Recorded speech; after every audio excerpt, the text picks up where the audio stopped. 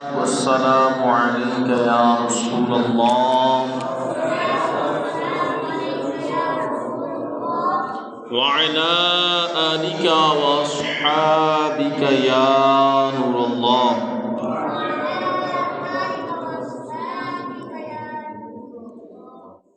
نويت سنة الاعتکاف. منقول ہے ایک شخص کو انتقال کے بعد اس کے پڑوسی نے جنت میں دیکھا تو پوچھا یہ مقام کیسے حاصل ہوا؟ اس نے بتایا میں ایک دینی اجتماع میں شریک تھا، وہاں ایک محدث صاحب یعنی حدیث کے ماہر عالم نے دوران بیان فرمایا جو شخص رسول پاک صلی اللہ علیہ وسلم پر بلند آواز سے درود شریف پڑھے اس پر جنت واجب ہو جاتی ہے۔ یہ سنتے ہی میں نے فوراً بلند آواز سے درود پڑھا۔ مجھے دیکھ کر اجتماع میں شریک دوسرے لوگ بھی اونچی آواز سے درود پاک پڑھنے لگے۔ بس یہی نیک عمل یعنی اونچی آواز سے درود پاک پڑھنا اللہ پاک کی بارگاہ میں قبول ہو گیا، اور اسی کی برکت سے اللہ پاک نے میری اور تمام شرکائے اجتماع کی مغفرت فرما دی۔ سبحان اللہ۔ نبی کی شان میں جس قدر درود پڑھو محبو پاؤ گے جنت میں گھر، درود پڑھو۔ خدا تو بھیجے ہے صلو وسلموا کا خطاب، خدا تو بھیجے ہے صلو وسلموا کا خطاب، تم ایسے بیٹھے ہو کیوں بے خبر ہو، درود پڑھو۔ صلو علی الحبیب صلی اللہ تعالی علی محمد صلی اللہ تعالی علیہ وآلہ وسلم۔ پیارے اور محترم اسلامی بھائیوں، حدیث پاک میں ہے کہ انما الاعمال بالنیات، کہ اعمال کا دار و مدار نیتوں پر ہے۔ پیارے اسلامی بھائیوں، آئیے، اچھی نیت بندے کو جنت میں پہنچا دیتی ہے۔ بیان سننے سے پہلے کچھ نہ کچھ اچھی نیتیں کر لیتے ہیں۔ مثلا رضائے الہی کے لیے پورا بیان سنوں گا، علم دین سیکھوں گا، ادب سے بیٹھوں گا اور نصیحت حاصل کروں گا۔ احمد مجتبیٰ محمد مصطفیٰ صلی اللہ علیہ وآلہ وسلم کا نام پاک سن کر درود پاک پڑھوں گا۔ صلو علی الحبیب صلی اللہ علی محمد صلی اللہ علیہ وآلہ وسلم۔ پیارے اسلامی بھائیوں، ہم عاشقان رسول کی دینی تحریک دعوت اسلامی کے ہفتہ وار سنتوں بھرے اجتماع میں ہم حاضر ہیں۔ ہفتہ وار اجتماع 12 دینی کاموں میں سے اہم ترین ایک دینی کام ہے۔ شیخ طریقت امیر اہل سنت بانی دعوت اسلامی حضرت علامہ مولانا محمد الیاس عطار قادری رضوی دامت برکاتہم العالیہ نے جب دعوت اسلامی کا دینی کام شروع فرمایا تو سب سے پہلے اسی دینی کام سے آغاز کیا تھا، یعنی دعوت اسلامی کا ہفتہ وار اجتماع گلزار حبیب مسجد میں ہوا۔ اللہ پاک نے اس میں برکت عطا فرمائی، یہ اجتماع بڑھتا چلا گیا۔ اب الحمدللہ ملک و بیرون ملک ایک نہیں، دو نہیں، سینکڑوں نہیں، بلکہ ہزاروں مقامات پر دعوت اسلامی کے ہفتہ وار سنتوں بھرے اجتماعات ہوتے ہیں۔ الحمدللہ اللہ پاک کے فضل و کرم سے اس پہلے دینی کام یعنی ہفتہ وار اجتماع کی بہت برکات ہیں۔ اسی ہفتہ وار اجتماع ہی سے مدنی قافلے تیار ہوئے، اسی سے مبلغین تیار ہوئے، اسی کی برکت سے دعوت اسلامی کی افرادی قوت بڑھی، اور پھر یہ دینی کام بڑھتے بڑھتے آج الحمدللہ دنیا بھر میں پہنچ چکا ہے۔ آج انشاءاللہ الکریم اسی مناسبت سے اور پھر شیخ طریقت امیر اہل سنت بانی دعوت اسلامی نے ہمیں بالخصوص 14 دسمبر سے 14 جنوری تک پورا ماہ ہفتہ وار اجتماع منانے کا اعلان بھی فرمایا ہے اور ہمیں ترغیب بھی ارشاد فرمائی ہے، اور بڑی خوبصورت امیر اہل سنت نے دعاؤں سے بھی نوازا ہے۔ آج انشاءاللہ الکریم اسی مناسبت سے دعوت اسلامی کے ہفتہ وار اجتماع کے بیان کا جو عنوان ہے وہ ہے کہ دینی اجتماعات کی برکات۔ توجہ کے ساتھ بیٹھیں گے تو انشاءاللہ الکریم ہمیں بہت کچھ سیکھنے کو ملے گا۔ حدیث پاک کی مشہور کتاب بخاری شریف میں روایت ہے، مسجد نبوی شریف کا مبارک مقام تھا اخطب الانبیاء، یعنی نبیوں میں سب سے بڑے خطیب، امام الانبیاء، رسول خدا، احمد مجتبی، جناب محمد مصطفیٰ صلی اللہ علیہ وآلہ وسلم تشریف فرما تھے۔ انبیاء کرام علیہم رضوان اور پیارے آقا صلی اللہ علیہ وسلم تشریف فرما تھے، حضرات صحابہ کرام علیہم رضوان بھی حاضر تھے، اور ایک اجتماع یا حلقے کی صورت میں درس و بیان، ذکر و اذکار وغیرہ جاری تھا۔ سبحان اللہ، کیا خوبصورت، نرالا اور عشق بھرا اور ایمان افروز وہ منظر ہوگا۔ اللہ اکبر، اللہ اکبر۔ ایک سمت علی، ایک سمت عمر، صدیق ادھر عثمان ادھر، ان جگمگ جگمگ تاروں میں مہتاب کا عالم کیا ہوگا۔ خیر، راوی کہتے ہیں محفل نور سجی ہوئی تھی کہ اتنے میں 3 شخص وہاں سے گزرے۔ انہوں نے جب دیکھا کہ مسجد نبوی میں محفل نور جاری ہے، سرکار عالی وقار صلی اللہ علیہ وآلہ وسلم صحابہ کرام علیہم رضوان کی تربیت فرما رہے ہیں، تو ان میں سے ایک شخص تو اپنے رستے چلا گیا، باقی 2 مسجد میں حاضر ہوئے۔ ان 2 میں سے ایک نے خالی جگہ دیکھی تو آگے بڑھ کر وہاں بیٹھ گئے، دوسرے کو کوئی جگہ نہ مل سکی تو یہ سب سے آخر میں بیٹھ گئے۔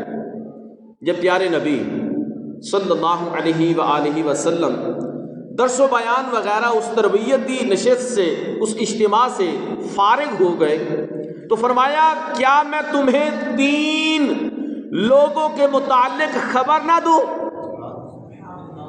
ان میں سے ایک نے اللہ پاک کے حضور پناہ لی تو اللہ پاک نے اسے پناہ عطا فرما دی، ان میں سے دوسرے نے حیا کی تو اللہ پاک نے بھی اس سے حیا فرمائی، اور تیسرے نے منہ موڑا، اللہ پاک نے بھی اس سے اعراض فرما لیا۔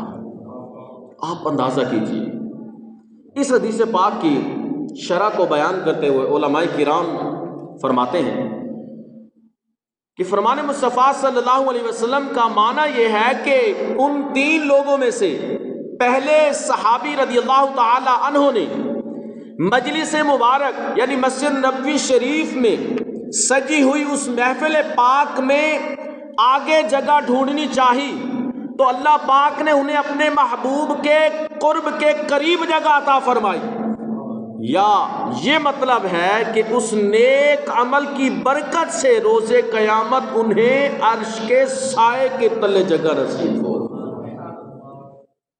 اور دوسرے صحابی نے نبی اکرم صلی اللہ علیہ وسلم سے حیا کی کہ آپ صلی اللہ علیہ وسلم بیان فرما رہے تھے، لہٰذا یہ پیچھے ہی بیٹھ کر پیارے آقا صلی اللہ علیہ وسلم کی گفتگو مبارک پیاری باتیں سننے میں مصروف ہو گئے۔ اس ادب کی برکت سے اللہ پاک نے بھی ان سے حیا فرمائی، یعنی ان پر رحم فرمایا اور انہیں اور گناہوں کی معافی عطا فرما دی۔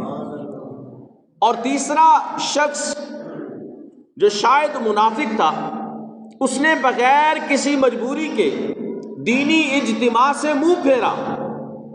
اس کی نحوست یہ ہوئی کہ اللہ پاک نے اس سے اعراض فرمایا، یعنی اسے اپنی رحمت سے محروم کر دیا۔ پیارے اور محترم اسلامی بھائیوں، اس حدیث پاک میں ہمارے لیے بہت سارے سبق ہیں۔ مثلاً اس حدیث پاک سے معلوم ہوا کہ مسجد میں دینی حلقے، محافل یا اجتماعات سجانا مستحب یعنی ثواب کا کام ہے۔ نمبر 2، یہ بھی معلوم ہوا کہ ایسی مجلس یعنی محفل یا دینی اجتماع جہاں علم دین سیکھا سکھایا جا رہا ہو، اس مجلس میں حاضر ہونے والا اللہ پاک کی حفاظت اور اس کی پناہ میں آ جاتا ہے، اور یہ وہی خوش نصیب ہے جس کے لیے فرشتے اپنے پر بچھاتے ہیں۔ مزید اس حدیث پاک میں دینی اجتماعات، محافل اور علم دین سیکھنے سکھانے کے حلقوں سے متعلق ہمیں 3 اہم آداب بھی سکھائے گئے۔ پہلا ادب جو ہمیں سکھایا گیا وہ یہ ہے کہ خالی جگہ پر کر لیجئے۔ جب بھی دینی اجتماع، محفل یا علم دین سیکھنے سکھانے کے حلقے میں حاضری کی سعادت ملے تو یہ کوشش کرنی چاہیے جتنا ممکن ہو سکے مبلغ کے قریب ہو کر بیٹھیں، تاکہ اس کی بات آسانی سے اور پوری توجہ کے ساتھ سن کر سمجھی جا سکے۔ اور اگر اجتماع گاہ میں، محفل میں، دینی حلقے میں خالی جگہ ہو تو اسے پر کر لینا چاہیے۔ دیکھیے پیارے آقا صلی اللہ علیہ وسلم کی محفل نور میں آنے والے ایک صحابی نے جب دیکھا کہ فلاں جگہ خالی ہے تو وہاں جا کر بیٹھ گئے، اور اس کے متعلق پیارے آقا صلی اللہ علیہ وسلم نے فرمایا کہ آوا الی اللہ فآواہ اللہ، کہ اس نے اللہ پاک کے حضور پناہ چاہی تو اللہ پاک نے اسے پناہ بھی عطا فرما دی۔ سبحان اللہ۔ ہمیں بھی چاہیے کہ جب بھی دینی اجتماعات، محافل میں، علم دین کے حلقوں میں حاضر ہوں تو بکھر کر نہ بیٹھیں، بکھر کر نہ بیٹھیں۔ بکھر کر بیٹھنے میں اندیشہ ہے کہ اس کی نحوست سے دل دور ہوں گے۔ مل کر قریب ہو کر بیٹھیں گے تو انشاءاللہ اس کی برکتیں بھی ہمیں ضرور ملیں گی۔ جو علم دین کی باتیں بیان ہو رہی ہوں انہیں سننے سمجھنے میں بھی ہمیں آسانی ہوگی۔ پہلا ادب کیا کہ خالی جگہ اگر رکھی ہے تو اس کو پر کرنا ہے، وہاں جا کر بیٹھنا ہے، مل کر اکٹھے ہو کر بیٹھنا ہے، اور جتنا زیادہ ہو سکے مبلغ کے قریب ہو کر بیٹھنا ہے۔ دوسرا جو ادب اس حدیث پاک سے ہمیں سیکھنے کو ملتا ہے وہ یہ ہے کہ جہاں جگہ ملے وہیں بیٹھ جائیے۔ اس حدیث پاک سے ہمیں محفل اور اجتماعات کا دوسرا ادب یہ سیکھنے کو ملا کہ جب اجتماع یا محفل میں پہنچے اگر اس وقت آگے جگہ نہ ہو تو منچ کے قریب بیٹھنے کی حرص کرنے کی بجائے، اگر یہ حرص ہوگی تو دوسروں کو تکلیف بھی ہوگی، صاف بات ہے، تو اس طرح لوگوں کی گردنیں پھیلانگتے ہوئے آگے کی طرف جانے کی بجائے جہاں جگہ میسر آئے، جہاں جگہ ملے وہیں پر بیٹھ جانا چاہیے، کیونکہ اس میں ایک قوی اندیشہ ہے کہ مسلمانوں کو تکلیف پہنچنے کا بھی اندیشہ ہے۔ دوسرے نمبر پر اجتماع یا محفل کا ماحول بھی خراب ہو سکتا ہے۔ دیکھیے وہ صحابی رضی اللہ تعالی عنہ جنہیں محفل مصطفیٰ میں آگے جگہ نہ ملی تو وہ حیا کرتے ہوئے پیچھے ہی بیٹھ گئے۔ اس پر حضور پاک صلی اللہ علیہ وسلم نے فرمایا استحیا فاستحی اللہ منہ، کہ اس نے حیا کی تو اللہ پاک نے اس سے حیا فرمائی، یعنی اس پر رحمت فرمائی اور اسے معاف فرما دیا۔ کیا جہاں جگہ بعض لوگوں کی عادت ہے کہ جمعہ کے اجتماع میں ہے یا دیگر بھی کئی محفل میں تاخیر سے آئے کسی وجہ سے، تو بعض اوقات لوگوں کو پھیلانگتے ہوئے اچھا آگے بعض اوقات جگہ، اس کا یوں ایک نظارہ اگر ہم لیں، کوئی معزز شخصیت ہے، کوئی عالم دین ہے، عاشق رسول یا کوئی عاشق رسول پیر صاحب ہیں، ان کے قریب جانے کے لیے ان کی برکتیں حاصل کرنے بعض اوقات ہم دوسروں کو گردنیں پھیلانگتے ہوئے، ان کو کسی کو ایڑی کسی کو گھٹنا مارتے ہوئے آگے کی طرف جانے کی کوشش کرتے ہیں، تو ہمیں ایسا نہیں کرنا چاہیے۔ اب اس حدیث مبارکہ سے جو ہمیں تیسری بات سیکھنے کو ملتی ہے وہ ہے کہ دینی اجتماعات میں رغبت رکھیے۔ پیارے اسلامی بھائیو، ایک اہم بات جو اس حدیث پاک سے ہمیں سیکھنے کو ملتی ہے وہ یہ کہ مصطفیٰ جان رحمت صلی اللہ علیہ وسلم کی محفل کرم کے قریب سے گزرنے والے 3 شخص تھے، ان میں سے 2 تو بارگاہ رسالت میں آ کر بیٹھ گئے، مگر ایک شخص جو شاید منافق تھا، اس کو کوئی مجبوری بھی نہیں تھی، کوئی عذر بھی نہیں تھا، اس کے باوجود اس نے بارگاہ رسالت میں نبی پاک علیہ الصلوۃ والسلام کی محفل کرم میں علم دین سیکھنے سکھانے کی مجلس میں بیٹھنا گوارا نہ کیا۔ تو اس پر رسول پاک صلی اللہ علیہ وآلہ وسلم نے فرمایا اعرض فاعرض اللہ عنہ، فرمایا کہ اس نے منہ موڑا تو اللہ نے بھی اس سے اعراض فرما لیا۔ اللہ اللہ، پیارے اسلامی بھائیوں، اس میں ہمارے لیے عبرت ہے۔ بعض دفعہ دل میں خیال آتا ہوگا کہ ہفتہ وار اجتماع میں جانا، اجتماع شب برات میں جانا، اجتماع معراج یا دیگر بڑی راتوں کے اجتماعات میں جانا کون سا فرض واجب ہے، لہٰذا نہ بھی گئے تو خیر ہے۔ یہ ایک شیطانی وار ہے۔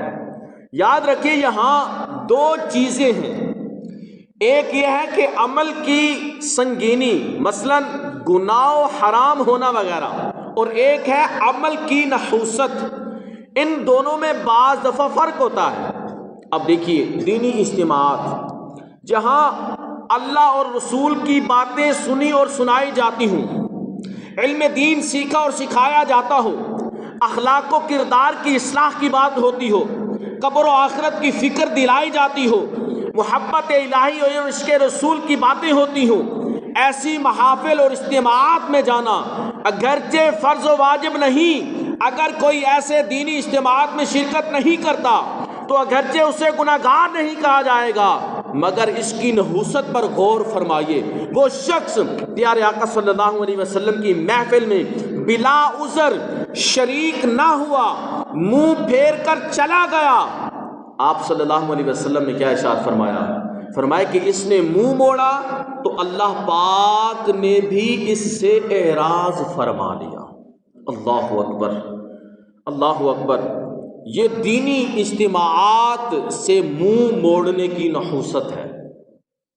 علامہ بدر الدین عینی رحمۃ اللہ تعالی علیہ فرماتے ہیں اس سے معلوم ہوا جو عالم دین کی خدمت میں حاضری یعنی علم دین کے حلقوں سے اعراض کرتا ہے، دور بھاگتا ہے، فرمایا اللہ پاک اس سے اعراض فرما لیتا ہے، یعنی اس پر رحمت نہیں فرماتا۔ اس لیے کبھی بھی دینی اجتماعات سے منہ نہ موڑیں، دور نہ بھاگیں، اعراض نہ کریں۔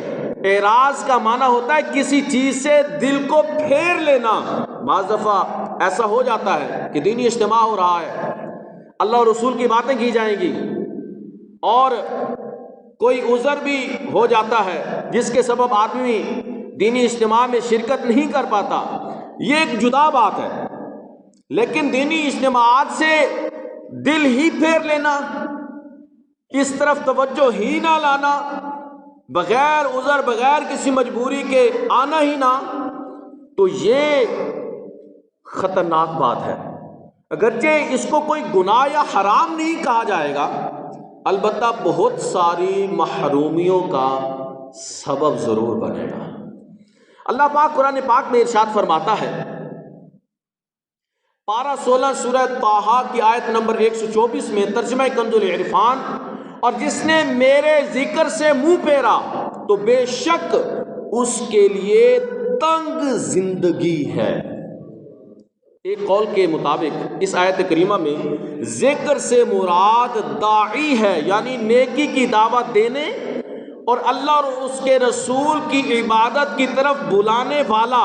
مطلب یہ ہوگا کہ جو داعی یعنی نیکی کی دعوت دینے والے کی، جو نیکی کی دعوت دینے والے کی طرف سے اعراض کرے، اس سے دل پھیرے، اس کے لیے تنگ زندگی ہے۔ تفسیر صراط الجنان میں ہے، ایک قول کے مطابق یہاں تنگ زندگی سے مراد دنیا کی تنگ زندگی ہے، اور وہ یہ ہے کہ بندہ ہدایت کی پیروی نہ کرے، برے عمل اور حرام کاموں میں مبتلا ہو، تو قناعت سے محروم ہو کر حرص میں گرفتار ہو جائے، مال و اسباب کی کثرت کے باوجود اس کو سکون نہ ملے۔ اے عاشقان رسول، یہ ہے تنگ زندگی، مال و دولت بھی ہے، سکون نہیں ہے، حرص اتنی بڑھ گئی ہے کہ نماز کی فرصت ہی نہیں۔ یہ ہے تنگ زندگی۔ اس زندگی کو آسانی والی زندگی نہیں کہیں گے، آسائش والی زندگی نہیں کہیں گے، اور یہ کس کے لیے ہے؟ جو ذکر سے، نیکی کی طرف بلانے والوں سے دور بھاگے، منہ موڑے، اعراض کرے، دل کو پھیر لے، یہ اس کے لیے ہے۔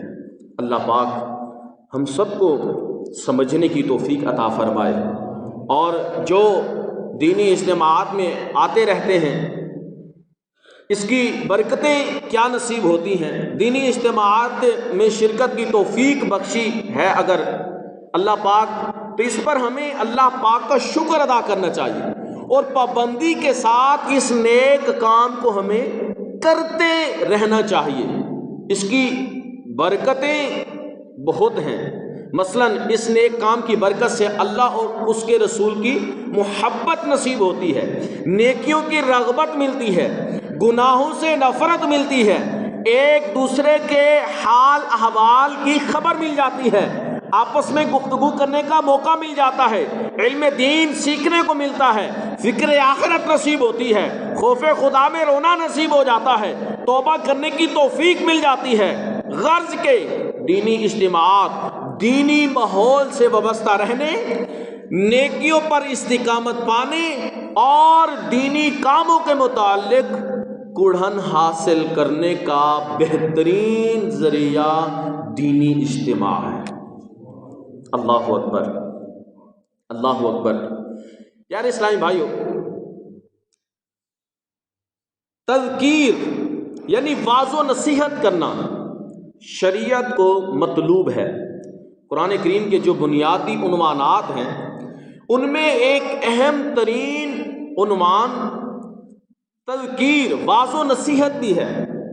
انبیاء کرام علیہ السلام نے، صحابہ کرام علیہ رضوان نے، اولیاء کاملین رحمہ اللہ المبین نے اس تذکیر یعنی واعظ و نصیحت کے لیے جو انداز اختیار کیے، ان میں سے ایک اہم، بہت زیادہ دلوں پر اثر کرنے والا، معاشرے میں انقلاب برپا کرنے والا انداز دینی اجتماعات ہیں۔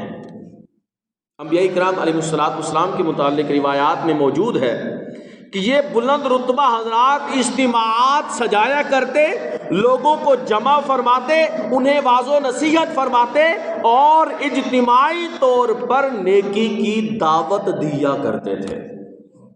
حضرت موسیٰ علیہ السلام نے مختلف اوقات میں بنی اسرائیل کو جمع فرما کر جو خطبے دیے یعنی بیانات فرمائے، ان بیانات کے مضامین روایات میں موجود ہیں۔ حضرت زکریا علیہ السلام لوگوں کو اجتماعی طور پر واعظ و نصیحت فرماتے تھے۔ حضرت سلیمان علیہ السلام کے متعلق روایات میں ہے آپ بھی اجتماعات سجایا کرتے تھے۔ حضرت داؤد علیہ السلام کے متعلق تو یہاں تک روایات میں ہے کہ آپ اجتماع سجاتے اور خوف خدا کے سبب اس قدر روتے کہ پورے اجتماع پر رقت طاری ہو جاتی۔ اللہ اکبر، اللہ اکبر۔ پیارے اور محترم اسلامی بھائی، بلکہ لطف کی بات تو یہ ہے کہ انسانی تاریخ میں سب سے پہلا اجتماع اس وقت ہوا تھا جب حضرت آدم علیہ السلام کے علاوہ کوئی اور انسان پیدا نہیں ہوا تھا۔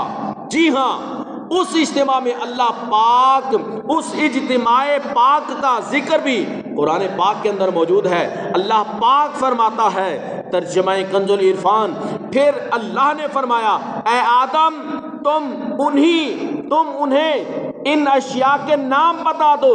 تو جب آدم نے انہیں ان اشیاء کے نام بتا دیے تو اللہ پاک نے فرمایا اے فرشتوں، کیا میں نے تمہیں نہیں کہا تھا کہ میں آسمانوں اور زمین کی تمام چھپی چیزیں جانتا ہوں، اور میں جانتا ہوں جو کچھ تم ظاہر کرتے ہو اور جو کچھ تم چھپاتے ہو۔ یہ اس وقت کی بات ہے جب اللہ پاک نے حضرت آدم علیہ السلام کو پیدا فرمایا، پھر انہیں علم الاسماء عطا فرمایا، پھر آپ کو حکم ہوا کہ تمام چیزوں کے نام فرشتوں کو بتائیے۔ اللہ اکبر۔ تفسیر نعیمی میں ہے اس وقت حضرت آدم علیہ السلام کے لیے منبر بچھایا گیا، سارے فرشتے آپ کے سامنے حاضر ہوئے اور آپ نے منبر پر کھڑے ہو کر فرشتوں کو تمام چیزوں کے نام بتا دیے۔ اللہ اکبر۔ صلو علی الحبیب صلی اللہ تعالی علی محمد صلی اللہ تعالی علیہ وآلہ وسلم۔ توبو الی اللہ استغفر اللہ۔ صلو علی الحبیب صلی اللہ تعالی علی محمد صلی اللہ علیہ وسلم۔ رحمت عالم نور مجسم صلی اللہ علیہ وسلم کا فرمان ذیشان ہے، قیامت کے دن کچھ ایسے لوگ ہوں گے جو نہ نبی ہوں گے نہ شہید، مگر ان کے چہروں کا نور دیکھنے والوں کی نگاہوں کو خیرہ یعنی حیران کرتا ہوگا۔ انبیاء کرام اور شہداء ان کے مقام اور قرب الہی کو دیکھ کر خوش ہوں گے۔ صحابہ کرام علیہم رضوان نے عرض کیا یا رسول اللہ صلی اللہ علیہ وآلہ وسلم، یہ کون لوگ ہوں گے؟ فرمایا یہ مختلف قبائل اور بستیوں کو لوگ ہوں گے جو دنیا میں اللہ پاک کی یاد کے لیے اکٹھے ہوتے تھے اور پاکیزہ باتیں اس طرح چنتے تھے جس طرح کھجور کھانے والا بہترین کھجوریں چنتا ہے۔ اللہ اکبر۔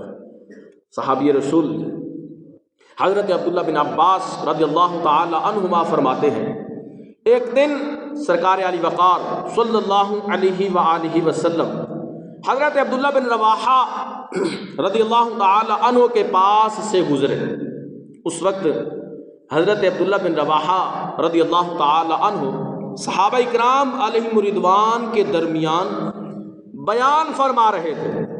نبی ذی شان مکی مدنی سلطان صلی اللہ علیہ وسلم نے یہ دیکھ کر خوشی سے فرمایا، جب تمہارا کوئی گروہ بیٹھتا ہے تو اس کے ساتھ اتنی ہی تعداد میں فرشتے بھی بیٹھتے ہیں۔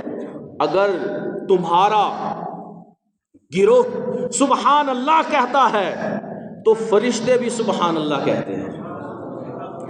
اگر تم अल्हम्दुलिल्लाह कहते हो तो फरिश्ते भी अल्हम्दुलिल्लाह कहते हैं, और अगर तुम अल्लाहु अकबर कहते हो तो फरिश्ते भी अल्लाहु अकबर कहते हैं। फिर वो फरिश्ते अपने रब की बारगाह में हाजिर हो जाते हैं, हालांकि अल्लाह पाक उनसे ज्यादा जानने वाला है। फरिश्ते अर्ज करते हैं, ऐ हमारे रब, तेरे बंदे तेरी पाकी बयान करते थे तो हमने भी तेरी पाकी बयान की, उन्होंने तेरी बड़ाई बयान की तो हमने भी तेरी बड़ाई बयान की, उन्होंने तेरी हम्द बयान की तो हमने भी तेरी हम्द बयान की। इस पर अल्लाह पाक फरमाता है, ऐ फरिश्तों गवाह हो जाओ कि मैंने उन्हें बख्श दिया है। ऐ फरिश्तों गवाह हो जाओ, मैंने उन्हें बख्श दिया है। फरिश्ते अर्ज करते हैं, उनमें फुला बंदा बड़ा बदकार है।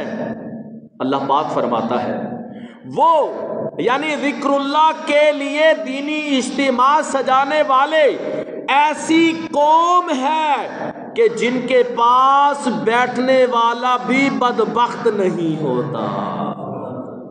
अल्लाहु अकबर।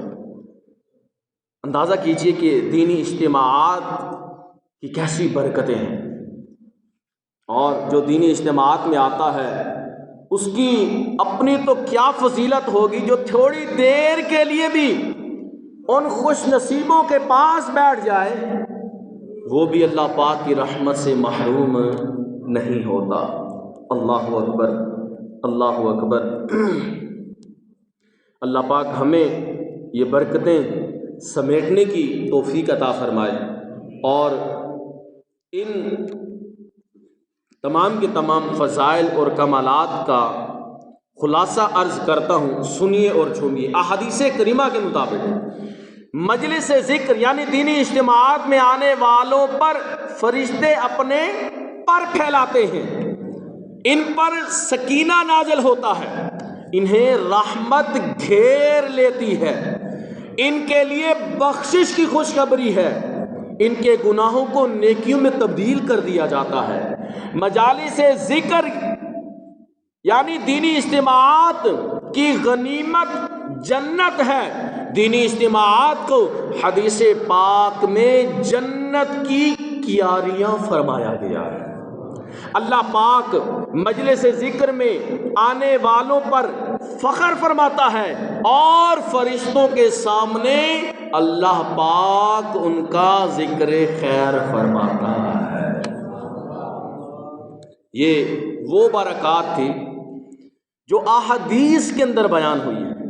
इसके अलावा दीनी इज्तिमाआत की बरकत से अल्लाह पाक का कुर्ब मिलता है, गफलत दूर होती है, नेकी और भलाई पर एक दूसरे की मदद करना नसीब होता है, दोनों जहां की भलाइयाँ मिलती हैं, मुआशरे की इस्लाह होती है, और आपस में मोहब्बत, प्यार, इत्तिफाक, इत्तिहाद की दौलत नसीब होती है।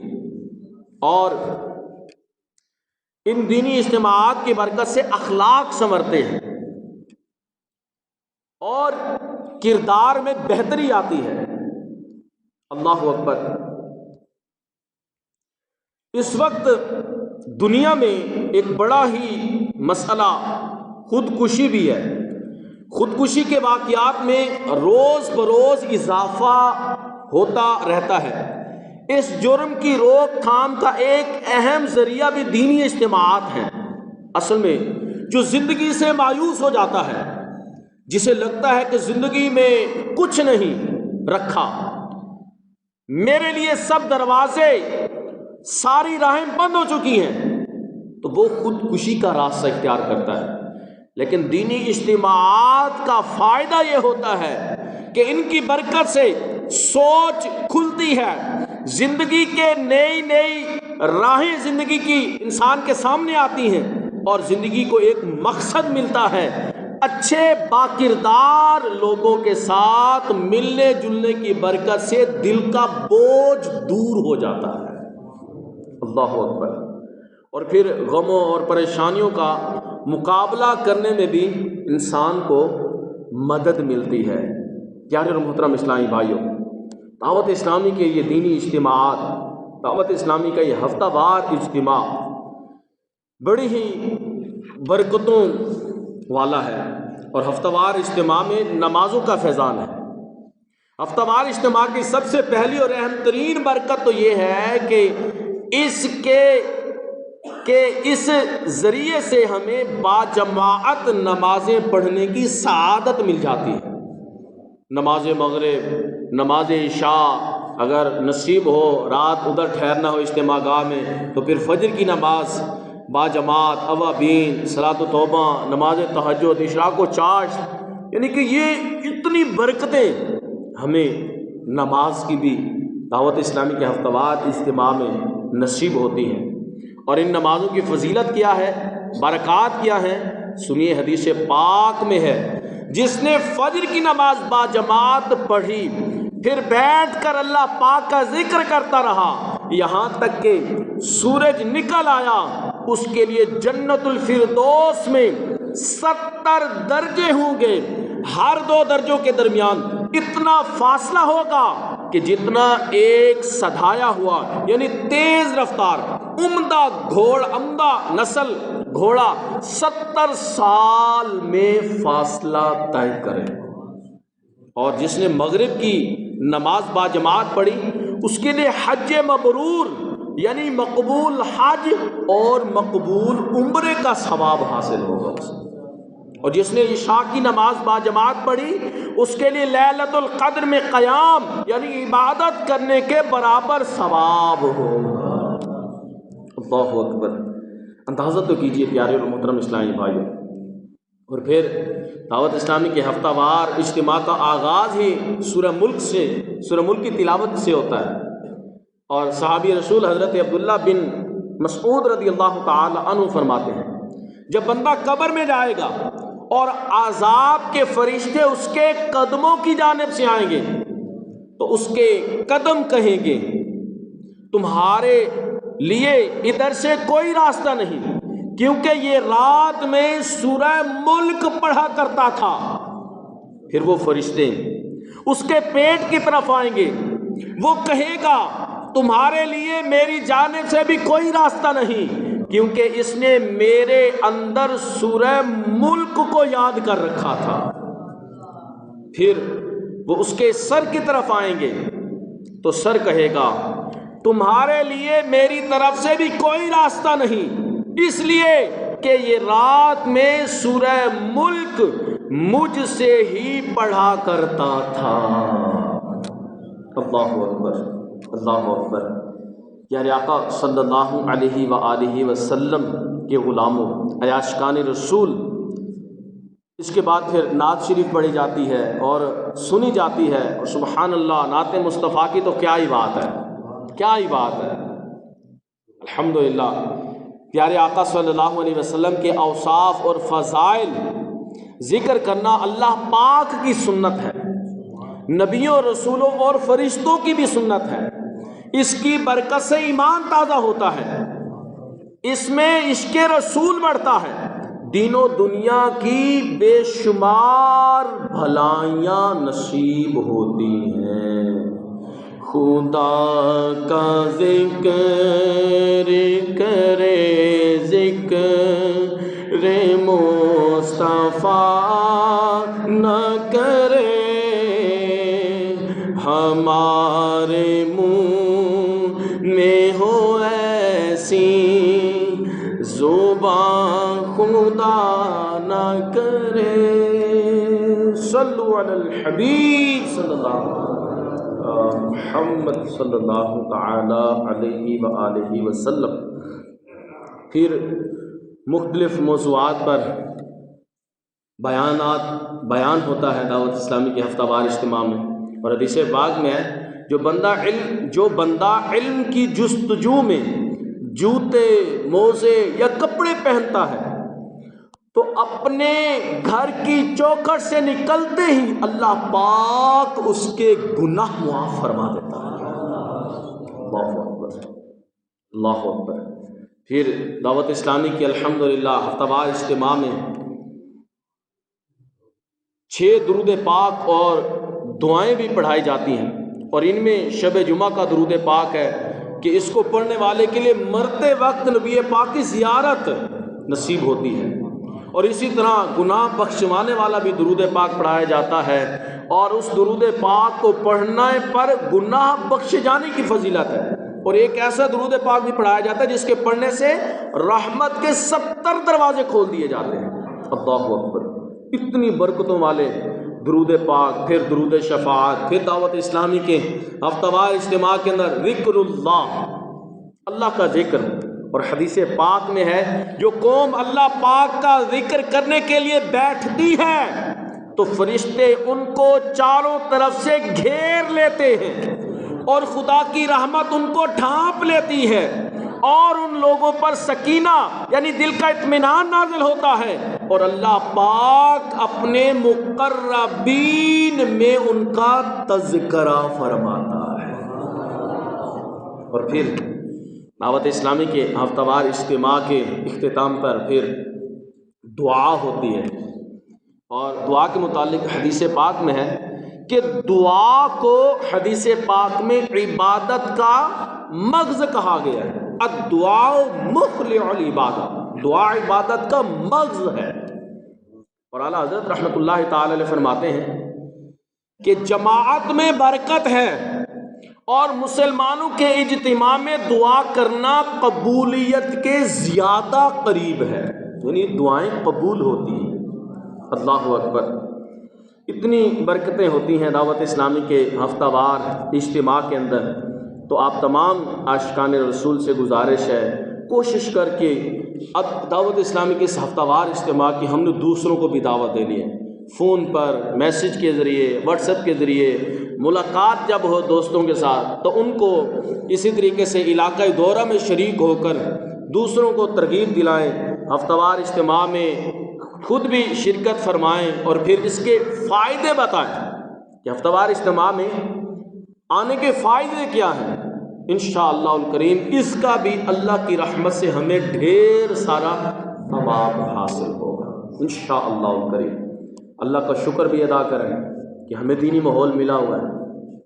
ہم دیکھیں نا، شیخ طریقت امیر اہل سنت نے جو ہمیں دعا عطا فرمائی ہے، اس دعا کو دینے سے پہلے امیر اہل سنت نے یہ ترغیب بھی دلائی ہے کہ روزانہ کم از کم 2 کو ہفتہ وار اجتماع کی دعوت دیں، 2 کو دعوت دیں روزانہ، اپنی روٹین بنا۔ جتنے بھی آپ عاشقان رسول آئے بیٹھے ہیں، با امامہ ہیں، ٹوپی میں ہیں، جیسے بھی ہیں، ہم سب دعوت اسلامی والے ہیں۔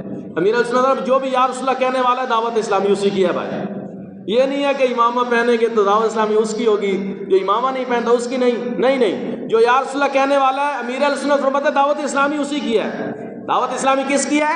ہماری ہے۔ ہم سب نے مل کر دعوت اسلامی کا دینی کام کرنا ہے، اور ثواب سے اپنے نام اعمال کو بھرنا ہے، اور دنیا کے ساتھ ساتھ اپنی قبر و آخرت کو بھی روشن کرنا ہے انشاءاللہ کریم۔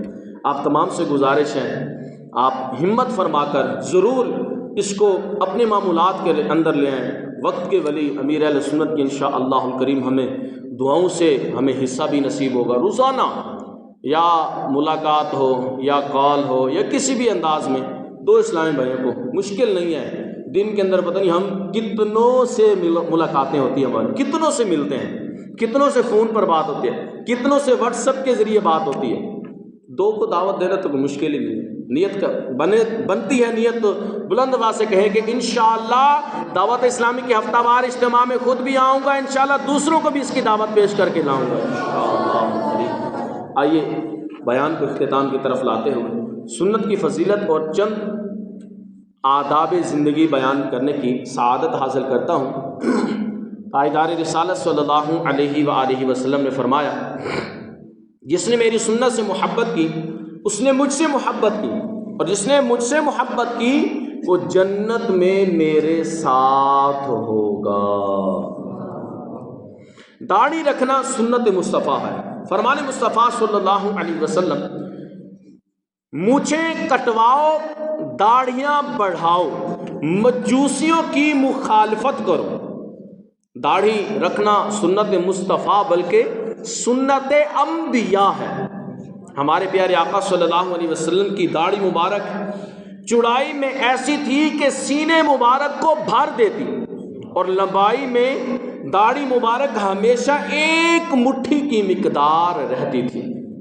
اگر ایک مٹھی کی مقدار سے بڑھ جاتی تو کم کروا دیا کرتے ہیں، اس لیے علماء کرام فرماتے ہیں ایک مٹھی سے زائد داڑھی کو تراشنا سنت ہے۔ ہمارے پیارے آقا صلی اللہ علیہ وسلم داڑھی مڈانے اور مونچھیں بڑھانے کو سخت ناپسند فرماتے تھے۔ بہار شریعت میں داڑھی مڈانا یہ ایک مٹھی سے کم کرنا حرام ہے۔ اللہ پاک ہم سب کو سمجھنے کی توفیق دے۔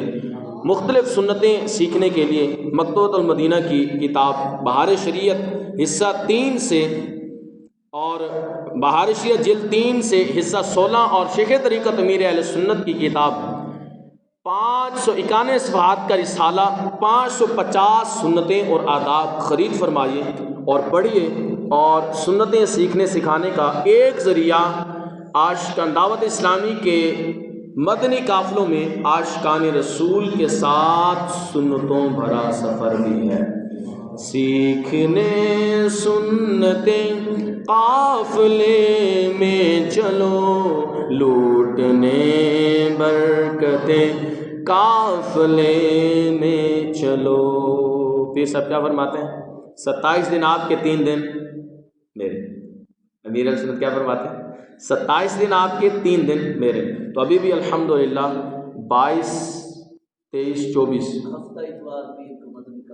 ہفتہ اتوار پیر، یہی آنے والا ہفتہ اتوار اور پیر شریف کو یہاں سے دعوت اسلامی کے مدنی قافلے سفر کر رہے ہیں۔ آپ تمام عاشقان رسول سے گزارش ہے، آپ نے اگر زندگی میں کبھی نہیں کیا نا تو ایک بار کر کے دیکھیں، اگر ایک بار کیا تو نا تو پھر دوسری بار بھی کر کے دیکھیں، اگر دوسری بار کیا تو پھر تیسری بار بھی کر کے دیکھ لیں۔ انشاءاللہ اس کی برکتیں ہی برکتیں ہیں، اللہ کی راہ میں نکلنے والوں کے لیے برکتیں ہی برکتیں ہیں۔ ہم نے ابھی حدیث پاک سنی نا کہ جو نیک اجتماعات میں محفل ذکر کے لیے کپڑے پہنتا ہے، موزے پہنتا ہے، جوتے پہن کر گھر کی دہلیز سے قدم باہر رکھتا ہے تو کیا ہوتا ہے؟ کیا ہوتا ہے؟ برکتیں کتنی ہیں، اس کی فضیلت کتنی ہے، اللہ اس کے سارے گناہ بخش دیتا۔ یہ تو اجتماع میں آنے کی برکت، جو 3 دن کے مدنی قافلے میں جائے گا اس کے لیے کتنی برکتیں ہوں گی۔ اللہ پاک مجھے بھی اور آپ کو بھی دعوت اسلامی کے مدنی قافلوں میں سفر کی توفیق عطا فرمائے۔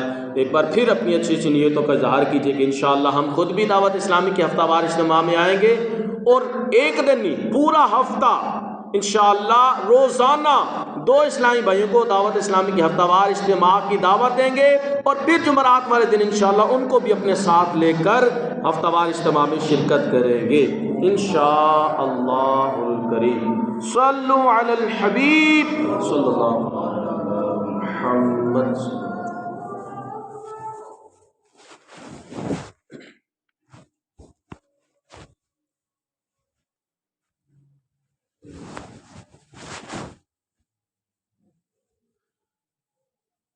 صلو علی الحبیب صلی اللہ علیہ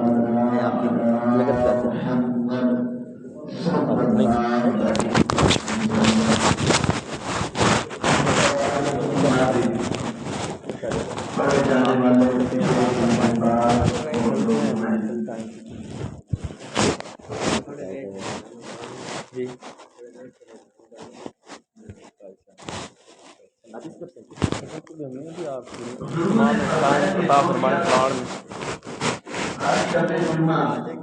یعنی جمعہ اور جمعرات کی درمیانی رات اس درود کو پابندی سے کم از کم 1 مرتبہ پڑھے، موت کے وقت سرکار مدینہ صلی اللہ علیہ وسلم کی زیارت کرے گا،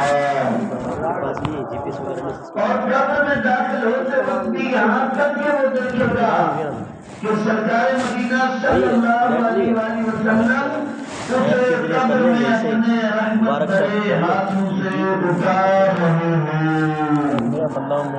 آپ کہیے